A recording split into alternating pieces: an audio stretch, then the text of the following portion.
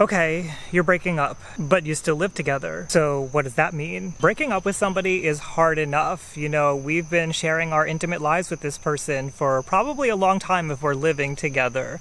So losing them, that's tough. And now living together, that adds additional challenges. Well, for one thing, in your home, there's constant reminders of them everywhere because living together, their stuff is going to be around. So even if they're not always home, you still have those reminders there in front of you to remind you of the breakup, of the relationship that once was, and constantly get you thinking about it. But there's also the physical reminder of them actually being there. That's hard. So no matter how much you may try to distract yourself from your ex or distract yourself from the feelings and everything that's going on, which we can use as a coping mechanism, that is a healthy coping mechanism sometimes, we can't always do that because our ex is always there. But aside from just that, like, we have problems now because it's like once the breakup starts, then everything switches. And that's basically what I'm going to be talking about here, is not how to break up when you have an ex that you're living with, but like what you have to consider when breaking up. Because the actual breaking up, you know, that's not so easy either, but if you're the one who's doing the breaking up, I know you can figure it out. There are other videos on YouTube that you can watch that will help you, but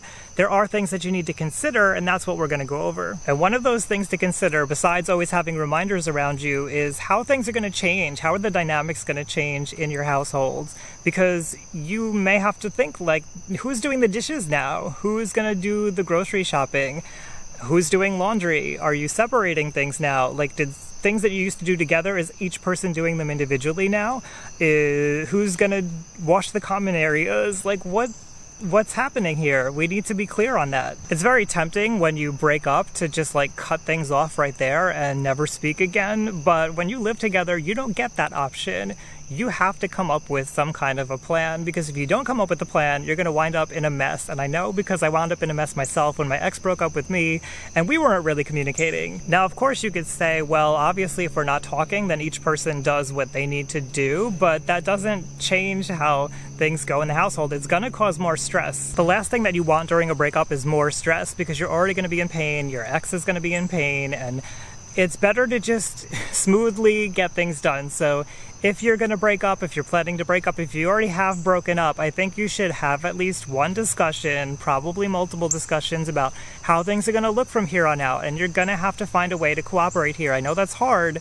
Maybe part of the reason why you got into a breakup in the first place is because there is poor communication, but that doesn't stop just because you broke up, because you do live together and you need to figure these things out. Everything needs to be renegotiated because everything is confusing now. So something you're going to need in your toolbox is to have strong boundaries and strong ways of communicating. Now remember, having strong boundaries does not mean shutting people out, stonewalling them, and never communicating. And having strong boundaries does not mean that you always get your way and you never cooperate with what somebody else wants. But having strong boundaries does mean that you don't let somebody walk all over you and put everything on you, and there are consequences to their behavior if they harm you. So when you have these conversations, if you feel like things are not going well in your household, if you feel like maybe some chores have been getting swept under the rug, or things are not being done that your partner should be responsible for, bring it up. Don't hide it. Don't just like act like you'll just do it to make it like it's not a big deal, because you are living together. And again, you're going to have to figure this out together. So bring it up,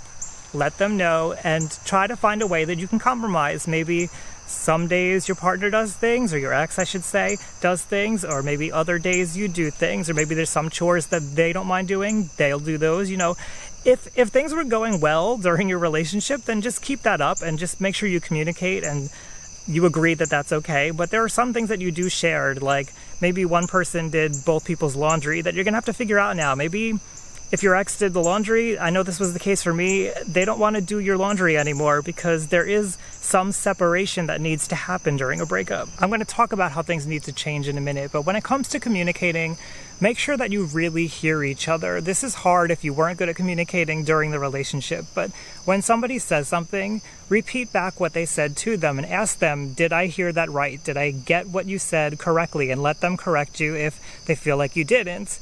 You know, each person takes one turn to talk, but make sure you also get a turn. This is a very basic communication skill. It's called active listening, where you repeat things back, you make sure that you heard it correctly, and you may also want to say, like, I can understand how you might feel this way because, and like give some emotions that you think that they might be feeling. Add a little bit extra so that they know that you really got it, But then again, ask them, does that sound right to you? When it comes to things like chores and the everyday activities, you may want to actually sit down with a pen and paper or a computer or whatever you use and write down what is each person responsible for, so that you have an agreement, you know what's going to be done, and you can go back to it later if somebody forgets. Because when you're so emotional and when you're freaking out and you feel so crappy, it is easy to forget. You get so swept up in emotions and arguments and all that other stuff that it's just helpful to have an outside thing that you both agreed upon that you know.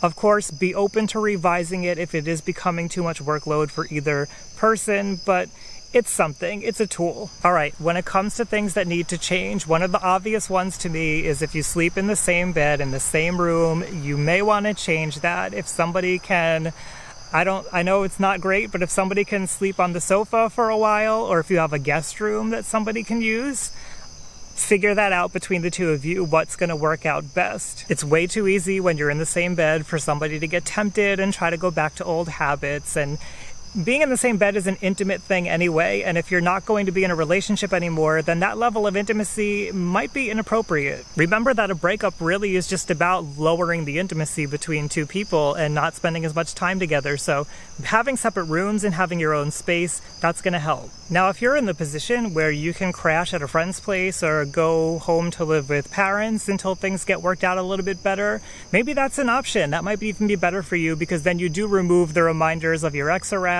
and you remove them actually being around. If you do that, then effectively you're not even living with your ex anymore. If those aren't an option though, and you are still living with your ex, I will say here, please do not bring anybody home when your ex is there, even if your ex is not there, because this is still their living space and this is a painful time. And I know that you want to bring people home if you're having dates and you're getting to know somebody, but let that person know, I'm in the middle of a situation right now and my ex is still living with me, it's not comfortable, and they should be understanding enough that that's okay. If your ex finds out that somebody was in the house, it's gonna open up old wounds and it's just gonna make more stress between you. We're trying to minimize the stress here. It's definitely gonna be a stressful situation, and there's gonna be emotions entangled between everything that you do when you're living there together. But we're trying to minimize that. So we're trying to create an environment where you're more like roommates, more like people who don't really know each other that much. And part of that is going to be not having these relationships in front of them, these new budding relationships that you're having when you're dating or you're trying things out or whatever it is that you're doing. I think you catch my drift. I'm just saying, have some consideration for your ex here. Now, there's another big step that you really need to consider, which is moving out and how that's going to happen, because each of you has your own financial situation. Each of you has your own items that you brought into the relationship, and you have stuff that you bought together.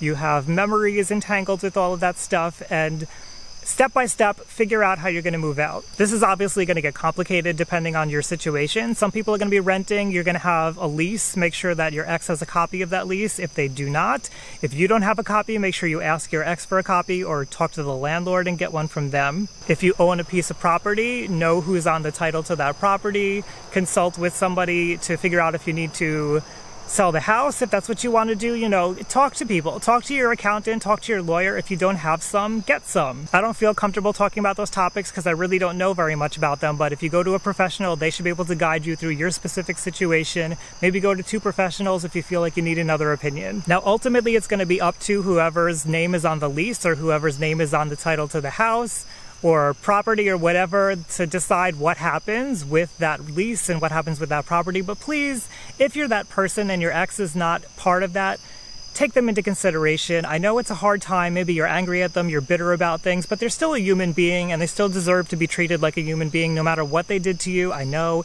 it sucks. My ex did a lot of horrible things to me.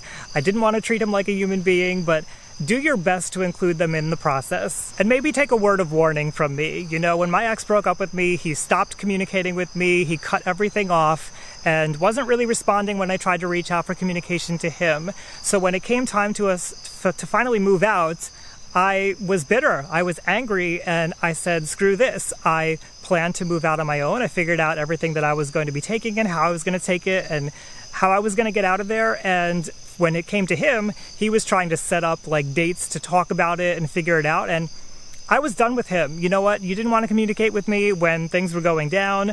I was done. It was over. I didn't want to talk. So don't be that person. Don't do the things that my ex did and not communicate because you're afraid or whatever the reason is.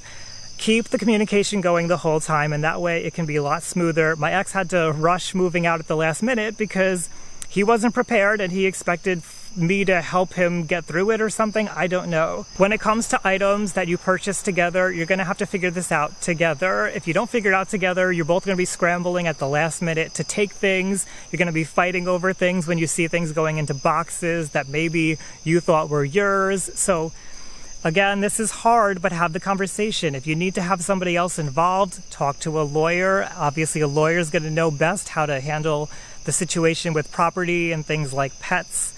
But if it's something that you're having a hard time doing alone, get other people involved. I know it's between you and your ex, and other people don't necessarily want to get involved, but the more that you can figure this out together, maybe impartial people, family members can talk things out together, and you'll find a way. I know this is hard. I know breaking up in general is hard, but I know from firsthand experience that moving out is very hard, and there's a lot of things to consider, even more than I've been talking about here. But I want you to know that you will get through it. Just remember that things do have to change. You can't deny it. You can't act like it's not happening. You can't avoid it. So just face it head on. Go through the motions of what you need to do, and you will come out the other side. Are you somebody who lived with an ex after a breakup? What was the worst part for you? Leave me a comment down below. Let's hear about it and what you did to get over it.